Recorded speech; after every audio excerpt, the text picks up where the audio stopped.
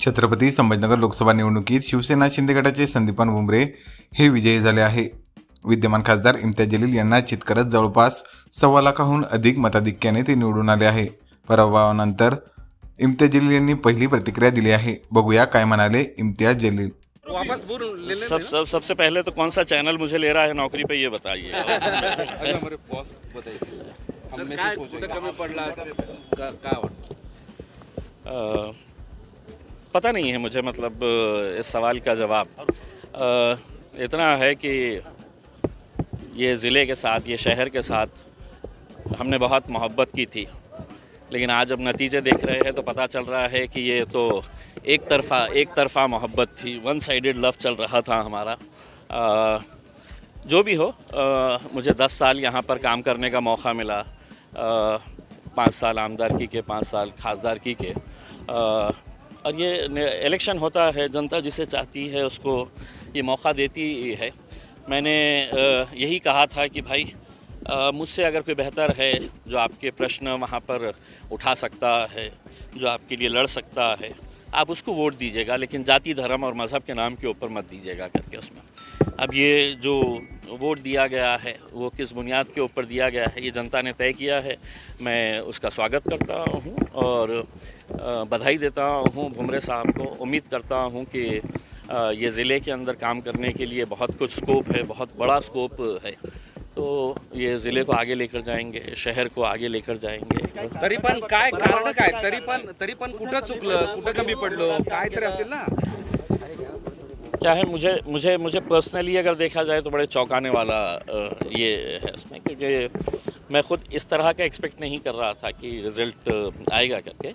लेकिन खैर जो भी है हम वेलकम करते हैं, जो भी जनता का फ़ैसला है और जनता के फ़ैसलों को हम सर आँखों के ऊपर रखते हैं.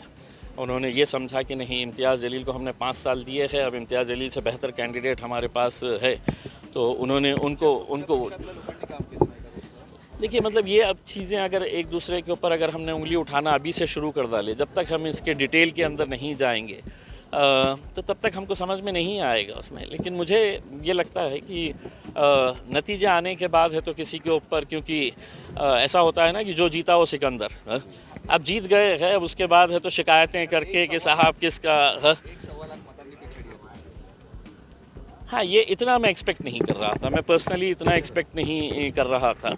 और मैं तो ये समझ रहा था कि खैरे साहब काफ़ी अच्छे वोट लेंगे, क्योंकि खैरे साहब ने भी बहुत मेहनत किए थे, बहुत काम किए थे लोगों के बीच में जाके उन्होंने. लेकिन उनको भी नहीं मिला है उसके अंदर. तो लास्ट ईयर आपको सगळेच पट्ट्यातून तुम्हाला प्रतिसाद मिळतो. लास्ट ईयर आपको वंचित ने देखिए, मैं जब तक है तो पूरा रिज़ल्ट है तो देखूंगा नहीं, समझूंगा नहीं कि कहाँ से कैसे फटके पड़े है करके उसमें. तो तब तक है तो कोई प्रतिक्रिया देना मेरे हिसाब से मुनासिब नहीं होगा उसमें. ये नी जर्क रिएक्शन हो जाएगा मेरा, मैं वो नहीं देना चाहता हूँ उसमें. लेकिन मैं यहाँ की जनता का धन्यवाद देना चाहता हूँ कि मुझे ये मौका मिला था कि 22 दिन के अंदर उन्होंने मुझे खासदार बनाया था, दिल्ली तक भिजाया था.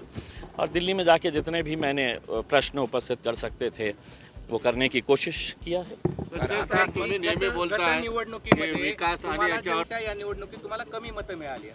देखिए, मैं यही बता रहा हूँ ना कि जब तक है तो हम इसको स्टडी नहीं करेंगे कि कौन से तालुके से हमको कितने वोट्स कम मिले हैं, पहले टाइम कितने मिले थे, अभी कितने मिले हैं करके.